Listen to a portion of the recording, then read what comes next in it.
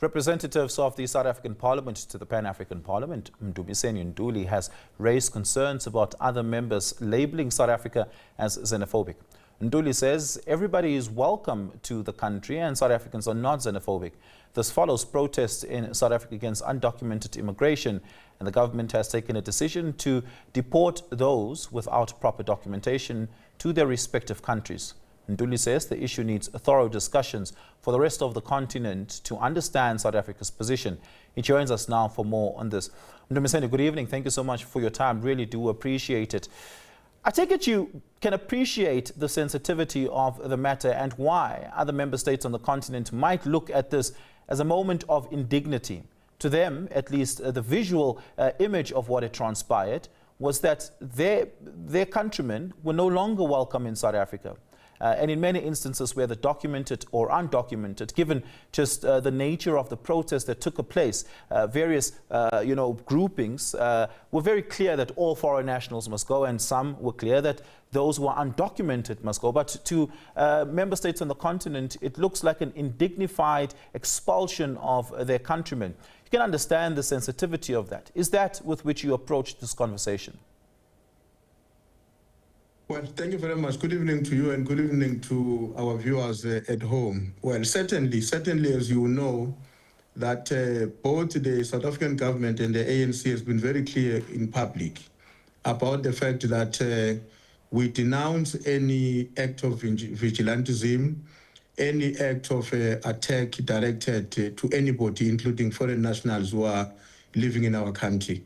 Whether those foreign nationals are documented or undocumented, we cannot accept that anyone must take our law into their hands and intervene in a way that undermines and diminishes the prestige and the standing of our country in the rest of the continent. But we equally would not accept that our fellow Africans must stand up in an uninformed way and join in a narrative that seeks to suggest that South Africans are xenophobic.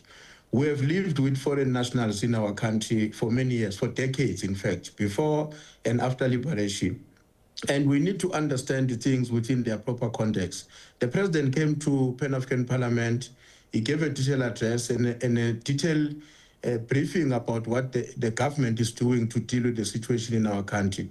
But I was very amazed that the conduct of some of the countries who were intervening in the Pan-African Parliament today completely disregarded the fact that the president was there, and he explained the actions and the interventions that our government is doing to deal with the situation.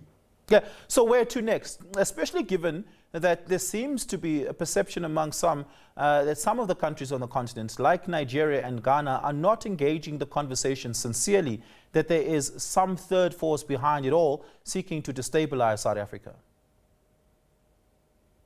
Well, you see, the Parliament has had a discussion on the motion that was sponsored by some of the members of the Pan-African Parliament. What is of deep concern to me in particular is the fact that that motion was carried through without a correcting meeting of the Pan-African Parliament. And secondly, we are very concerned. We have made an observation about the behavior of the former president of the Pan-African Parliament, Chief Chalumbira from Zimbabwe, who even in our own caucus made disparaging comments about the president of our country and the fact that President Ramaphosa only came to Pan-African Parliament because we were under pressure because of the so-called xenophobic attacks that is going on in our country.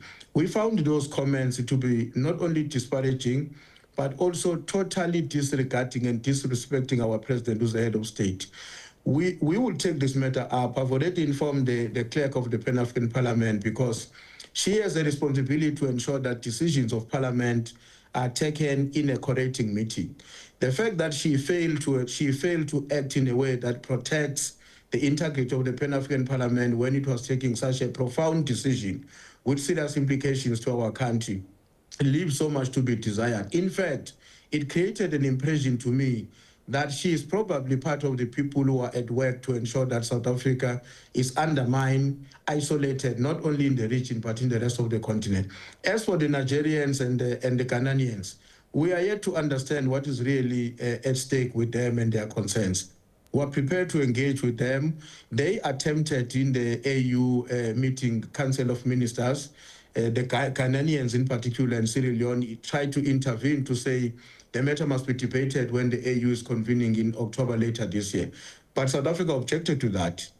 And most member states also disagreed and said, this is a matter that must be handled in the region, and all of us must work with South Africans to find a lasting solution to the problem.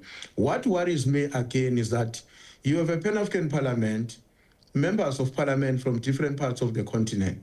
None of them stand up, especially those who have got too many of their nationals in our country. None of them stand up and say, yes, we are unhappy with what is happening in South Africa, but we too have a responsibility to develop our economies so that we can mitigate against the influx of our own nationals leaving our own country and going to South Africa. None of them do so. Yeah. Everybody seems to be blaming South Africa without taking a responsibility about what they are also supposed to be responsible for in terms of their own nationals. Well, we're going to have to leave it there, Mdumiseni. Thank you so much for your time. Really do appreciate it.